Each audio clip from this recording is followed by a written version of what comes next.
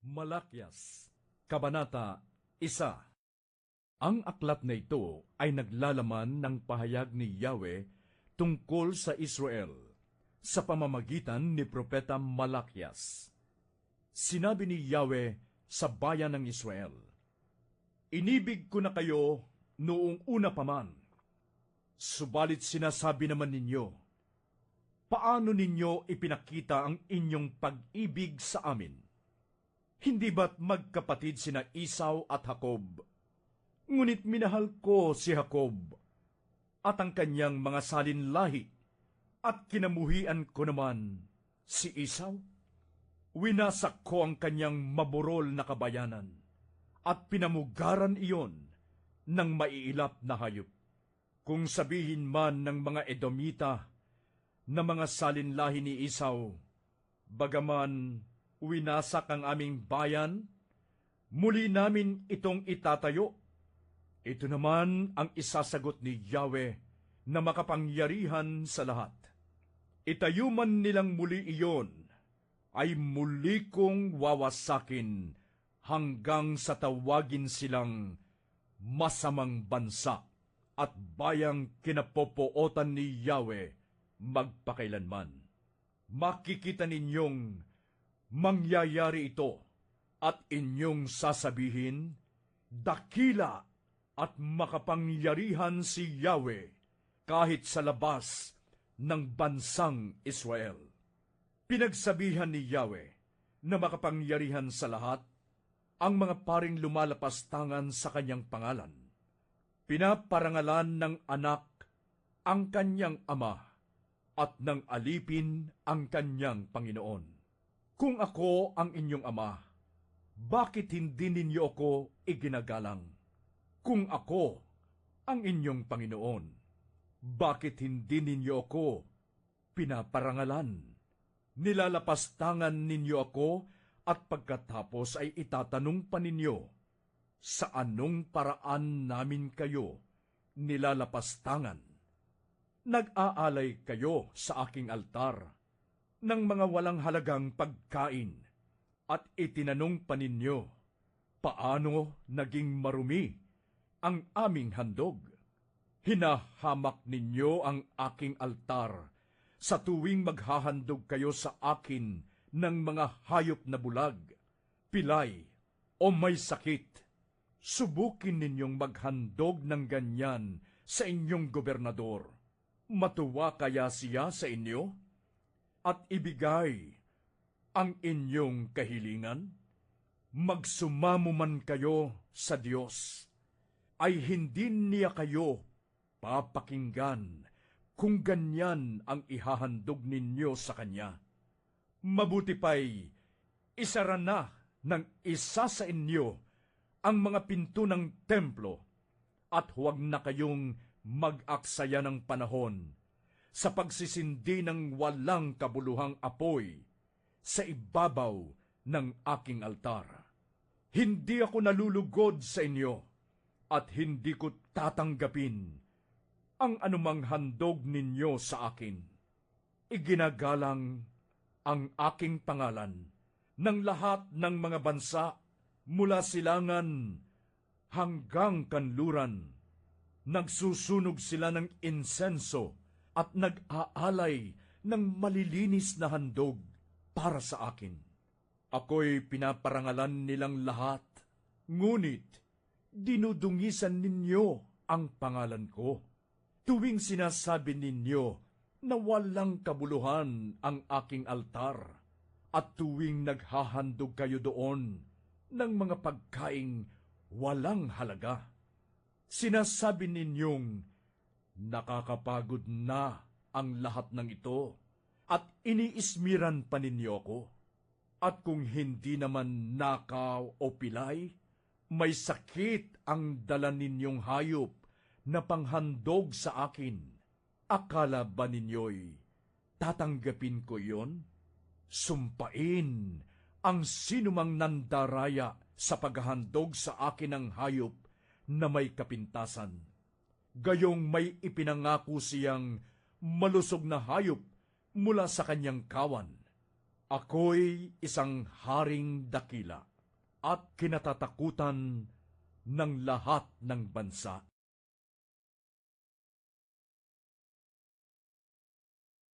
Malakias, Kabanata 2. Sinabi rin ni Yahweh sa mga pari, kung hindi ninyo ito papakinggan at isa sa puso bilang pagpaparangal sa aking pangalan, susumpain ko kayo at ang mga pagpapalang tinatanggap ninyo bilang mga pari. Sa katunayan, sinumpa ko na ang mga iyon, sapagkat hindi ninyo isinasapuso ang aking utos. Paparusahan ko ang inyong mga anak at ipapahid ko sa inyong mukha ang dumi ng mga hayop na inihahandog ninyo sa panahon ng mga kapistahan. Itatapon din kayo sa tambakan ng dumi. Dahil dito'y malalaman ninyo na ibinigay ko sa inyo ang utos na ito upang magpatuloy ang aking tipan kay Levi. Wika ni Yahweh na makapangyarihan sa lahat. Sa tipang iyon, pinangakuan ko siya ng buhay at katiwasayan, at ipinagkaloob ko nga ito sa kanya, upang igalang niya ako. Iginalang naman niya ako, at kinatakutan. Itinuro niya ang tama, at hindi ang mali. Namuhay siya ng matuwid at matapat sa akin, at tinulungan ng maraming tao upang huwag nang gumawa ng kasamaan. Tungkulin ng mga pari na ituro ang tunay na kaalaman tungkol sa Diyos. Sila ang dapat sangguniin ng mga tao tungkol sa aking kalooban, sapagkat sila ang mga sugo ni Yahweh na makapangyarihan sa lahat. Subalit, lumihis kayo sa daang matuwid, at marami ang nabulid sa kasamaan dahil sa inyong katuruan. Sinira ninyo ang aking kasunduan kay Levi, sabi ni Yahweh na makapangyarihan sa lahat. Kaya hahayaan kong kamuhian at hamakin kayo ng mga tao, sapagkat hindi ninyo sinusunod ang aking kalooban at hindi pantay-pantay ang inyong pakikitungo sa mga tao kapag sila'y tinuturuan ninyo.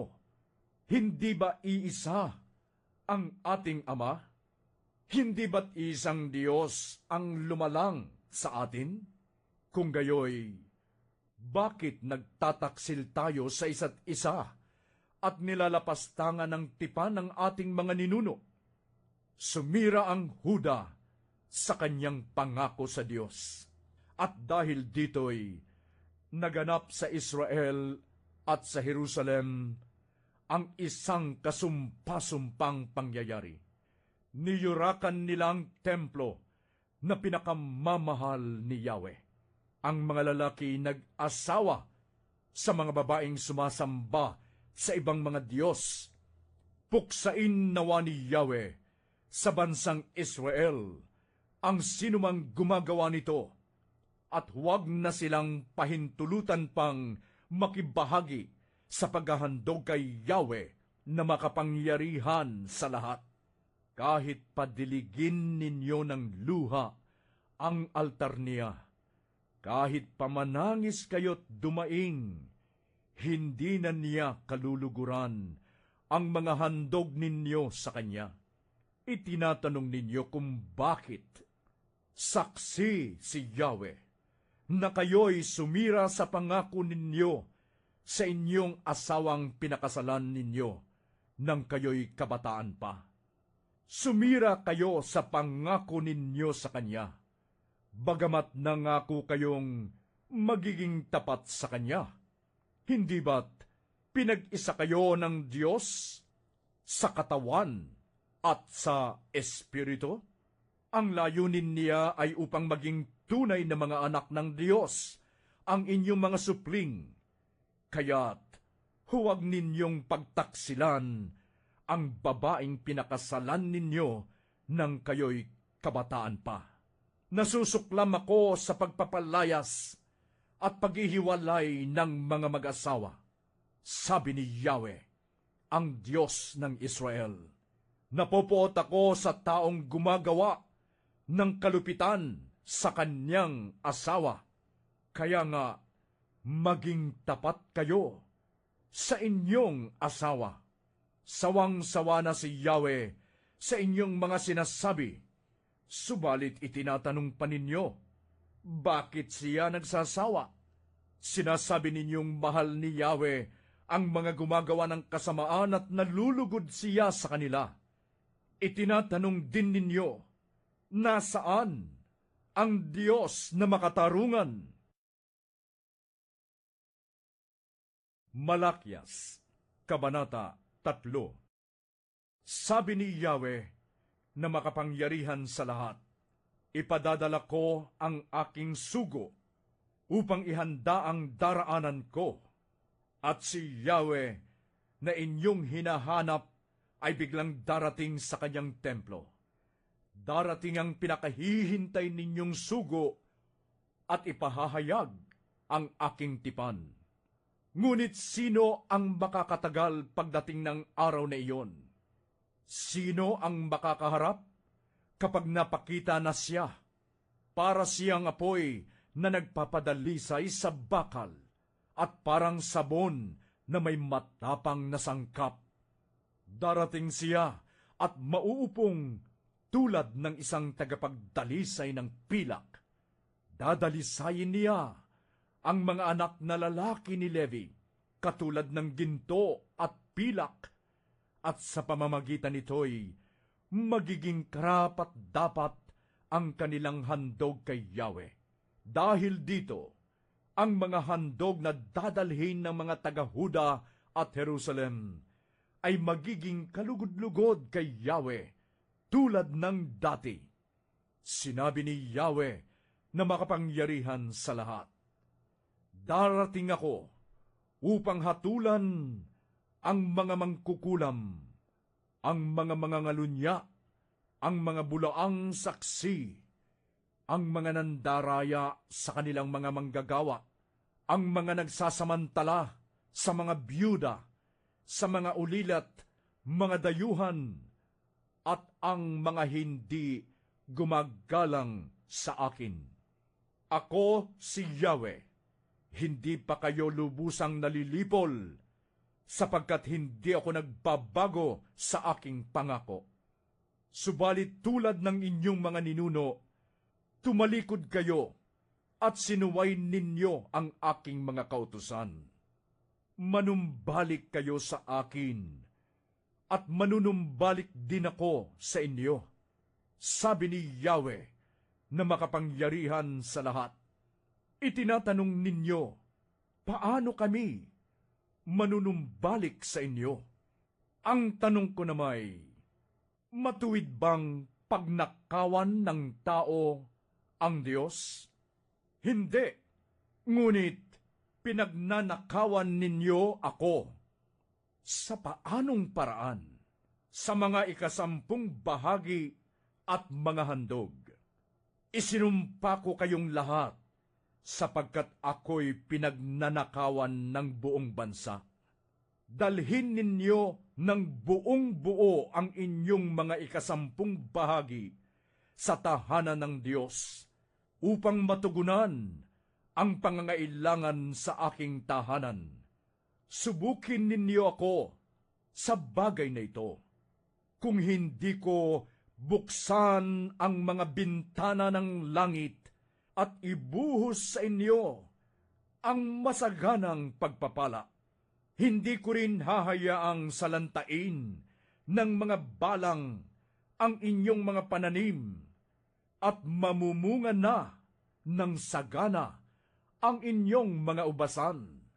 Dahil dito'y sasabihin ng lahat ng bansa na kayo'y mapalad, sapagkat napakainam manirahan sa inyong lupain. Sabi ni Yahweh na makapangyarihan sa lahat. Masasakit ang sinabi ninyo tungkol sa akin, sabi ni Yahweh. Ngunit ang tanong ninyo, ano ba ang sinabi namin laban sa inyo? Sabi ninyo, walang saysay ang maglingkod sa Diyos.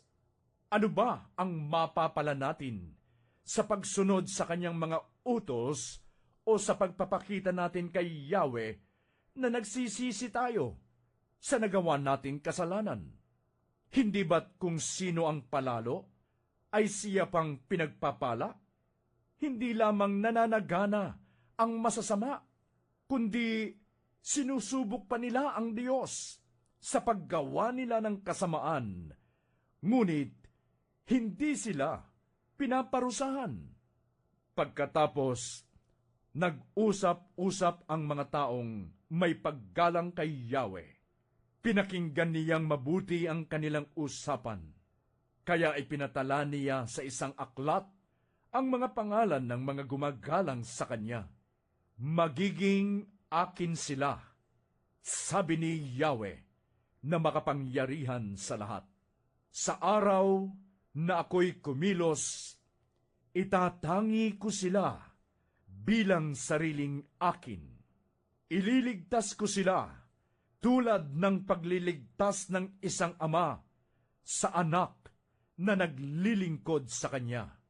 Muli ninyong makikita ang pagkakaiba ng mabuti at ng masama, ng taong naglilingkod sa Diyos at ng hindi naglilingkod sa Kanya. Malakyas, Kabanata 4. Darating ang araw na gaya ng isang nagbabagang hurno, tutupukin ng mga palalo at masasama gaya ng dayami, at walang matitira sa kanila. Sabi ni Yahweh na makapangyarihan sa lahat. Ngunit sa inyo na nagpaparangal sa akin, ay sisikat ang aking katarungan na tulad ng araw, at ang sinag nito'y magpapagaling sa inyo. Lulundag kayo sa tuwa na parang mga guyang pinalaya sa kulungan. Sa araw na ako'y kumilos, magtatagumpay kayo laban sa masasama, at sila'y tatapakan ninyo na parang alabok.